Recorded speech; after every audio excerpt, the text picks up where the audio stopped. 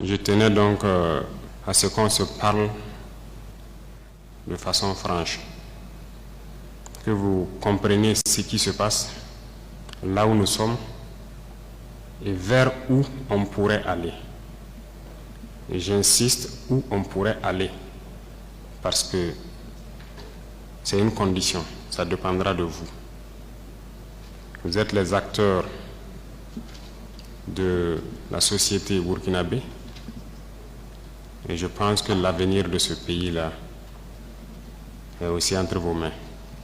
Donc, chacun à son niveau doit pouvoir faire un mea culpa et se demander qu'est-ce que j'apporte à cette patrie. C'est peut-être parce qu'aussi il n'y a pas eu de langage de vérité que les gens ne comprennent pas en fait ce qui se passe. Je parie que beaucoup de gens ignorent sérieusement la situation dans laquelle nous nous trouvons. Nous sommes à Ouagadougou, très souvent à Bobo-Dioulasso, en tout cas dans les grandes villes, et la vie est tout autre. Mais hors de ces villes, vous n'imaginez même pas ce qui se passe. Est-ce que tout le monde est conscient que le territoire est presque perdu? En tant que militaires, nous reconnaissons notre responsabilité. Mais qu'est-ce qui a mené l'armée à être comme ça? C'est ça aussi la question qu'il faut se poser. Parce qu'elle a été politisée, elle a quitté même son fondement. Il faut avoir le courage de se le dire. L'armée a été infiltrée. Et chacun agit en fonction donc de certains bords politiques. Nous observons depuis très longtemps. Nous combattons et nous observons. Et à un moment donné, on a eu espoir que ça va cesser, notamment avec les événements du 24. Mais ça n'a pas cessé. Et ça continue. Ces événements du 30 sont arrivés. Je vais vous dire ce soir où est-ce que nous en sommes, où est-ce que nous partons. Et chacun serait libre, à partir de cet instant, de son action future, soit pour la patrie ou contre la patrie. De toute façon, nous sommes tous dans ce pays et vous comprendrez avec la présentation que personne ne va pouvoir quitter. Déjà entre Bobo et Ouaga, ça devient difficile. Quand la route sera coupée, que peut-être certaines personnes vont prendre conscience. Parce que ce n'est pas permis à tout le monde de prendre l'avion entre Bobo et Ouaga. Si c'est ce pays que nous voulons, eh bien, allons-y. Souvent, je me pose la question, est-ce qu'on se demande d'où vient le terrorisme? Pourquoi le terrorisme? Tout n'est pas terrorisme. Nous avons contribué, quand je dis nous, c'est la société, contribué à ce que cette situation arrive. Mais j'ai marché à travers une partie du Sahel. Je ne dis pas rouler, marcher à pied à travers le Sahel. Donc j'ai pris le soin de bien voir ce que c'est que le Sahel. Et je ne suis pas sûr que ici vous l'avez fait. J'ai marché de Gorom, passant par Oursi, aller à Déou, Tinakov, Tinasan, revenir sur Marcoy. Cette partie, on l'a fait. On a vu comment les gens vivent là-bas. Et on l'a fait, ça vaut 10 ans de cela. Et c'était prévisible que cette situation va arriver. Ça veut dire que c'est nous qui avons créé cette situation, la gouvernance. Il faut qu'on se dise cette vérité. On a tout fait pour abandonner certains peuples à cause de nos intérêts égoïstes. On ne pense qu'à nous. Comme jusqu'aujourd'hui, on voit les gens meurent ailleurs, mais à Ouagadougou, on fait la fête. On n'a aucune pitié pour l'autre. J'ai marché à travers ces zones, je les vois trimballer des bidons, marcher des kilomètres pour aller chercher l'eau. Je les ai vus en train de marcher des kilomètres pour trouver l'eau pour le bétail, et le bétail qui meurt en cours de route. Il n'y a pas de route là-bas. Il n'y a pas de route. Comment même un camion même pourrait arriver là-bas, ne serait-ce qu'avec un peu de tourteau pour que leurs animaux puissent manger? Il n'y a rien là-bas. Qu'avons-nous construit là-bas? Qu'avons-nous fait là-bas? Quel projet de développement avons-nous envoyé là-bas? Est-ce qu'on s'occupe même de leur vie? Rien qu'une simple eau. Qu'avons-nous fait de sérieux dans ces zones? C'est la question qu'il faut se poser. Et le territoire de cette partie, c'est hors de contrôle. Qui en est responsable? C'est nous. C'est nous. Il faut que chacun accepte ça. Nous avons toujours le slogan que c'est un pays pauvre. Vous êtes bien conscient que le pays n'est pas pauvre. C'est parce qu'on est méchant. On est sérieusement méchants entre nous. Les jeunes n'ont rien à faire. On a des terres cultivables.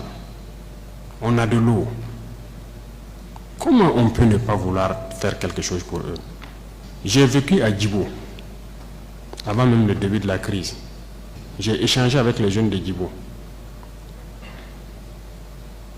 La seule route Kongoussi-Djibo, les camions ne viennent plus parce que les ponts datent des années 50 et les camions tombaient. Donc les camions ont décidé de ne plus venir. Ils produisent, en allant à Nassumbo, à Bouro, ils produisent la tomate, ils produisent beaucoup de choses. Tout pourri. Ils n'arrivent pas à vendre.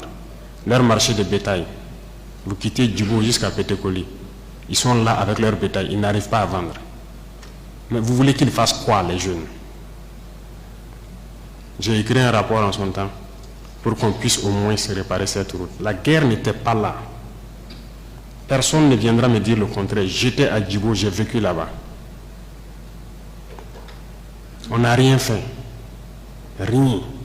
Qui en est responsable? Il faut que chacun fasse son introspection et se rende que nous sommes les coupables de cette situation. J'ai fait l'Est. Aujourd'hui, on parle de Mansilla, de Tankwalou et autres. Je vous le répète encore, qui est responsable? Quand un seul fleuve, la Sirba, empêche que quelqu'un quitte Mansilla vers l'arrière en saison pluvieuse, pendant combien d'années on n'a jamais pu faire un seul pont sur la Sirba pour les permettre de communiquer avec le Burkina? Prenez la carte, vous regardez, cette zone est encerclée par un fleuve, la Sirba. Qu'avons-nous fait? Du côté de Tankwalou, j'ai écrit encore un rapport que j'ai remis au haut-commissaire quand j'étais là-bas, pour que les gens fassent pardon pour faire ne serait-ce qu'un pont entre Tankwalou et le reste. Qu'avons-nous fait? Mais posons-nous les questions. Nous sommes responsables du malheur qui nous arrive.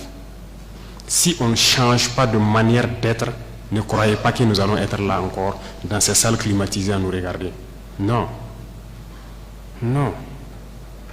D'autres ne peuvent pas être là à souffrir pendant que d'autres sont dans un luxe insultant. On a été prévenus. On n'a jamais voulu écouter. Toute cette bamboula que nous faisons dans les villes, tout peut cesser du jour au lendemain, si on n'arrête pas ce que nous sommes en train de faire. Je sais que personne ne vous a déjà parlé comme ça, mais je vous le dis aujourd'hui franchement. Et chacun pourra choisir ce que nous voulons du Burkina. Je ne suis pas politicien. Je n'ai pas de langue de bois. Moi, je suis un militaire. Et je préfère vous dire la vérité. Chacun est libre de prendre ou de laisser. Tout le monde roule dans sa voiture, tout le monde vit bien. On mange matin, on mange midi, on mange le soir. On fait ce que nous voulons faire. On est libre de parler, de dire ce que nous voulons. C'est la démocratie, c'est le droit, c'est tout. C'est tout ce que nous connaissons à Ouagadougou. Mais allez-y les voir, les enfants qui ont la peau sur les os. Allez voir les vieillards qui meurent de faim. Allez voir ces femmes qui ne peuvent plus allaiter parce qu'elles n'ont plus rien dans le sein. Allez les voir, ne faisons pas semblant. Si nos journalistes n'ont pas le courage d'aller sur le terrain et vous ramener ces genres d'images, parce qu'on veut laver l'image du Burkina, je vous dis que c'est faux, ça existe. Quand je vous parle des gens qui mangent l'herbe, celui qui veut contester, je l'amène demain à les voir. Ça continue, ça n'a même pas cessé. Parce qu'on a pu ravitailler certains villages, mais d'autres pas encore, on est toujours en route. Aucun civil ne peut daigner même soutenir aussi avec des camions pour qu'on puisse être solidaire vis-à-vis de ces populations-là. C'est quelle intégrité? C'est quoi l'intégrité? Burkina Faso, c'est quoi? C'est ça qui nous a révoltés. Et on est toujours révoltés. Tant qu'on ne va pas soigner les maux de ce pays-là, on sera toujours révoltés. Pour l'instant, on a pu, dans l'armée quand même, réaliser quelques camions et transporter les vivres avec nos propres moyens, bien qu'on a loué d'autres même ajoutés, vers des populations qui mouraient de faim. Et même dans cette location, j'ai vu qu'il n'y a aucune pitié. Des citoyens savaient que c'est pour aller là-bas, mais ils sont restés sur leurs tarifs. C'est pour dire que la solidarité là, a disparu au Burkina. Ayez pitié des gens, ayez pitié de la jeunesse, ayez pitié des enfants. Qu'est-ce qu'ils ont fait ces villageois-là pour que quand le soleil tombe, eux ils se retrouvent dans les grottes, dans les arbres, ils quittent le village. Et le matin ils se pointent, ils regardent pour voir si tout va bien avant de revenir. Ils dorment dans la brousse, ils ne peuvent pas dormir chez eux. On ne vous dit pas ces vérités, c'est la réalité du Burkina comme ça. On ne voit que nos villes. Nous sommes responsables de ce qui nous arrive. Et nous serons entièrement responsables de ce qui va suivre. Soit c'est du bon, ou c'est du mauvais, ça dépendra de nos comportements dans le futur. Chacun n'a qu'à donner le meilleur de lui-même. Et je pense qu'on peut y arriver. Je suis optimiste, j'ai foi. Et Inch'Allah, on va y arriver.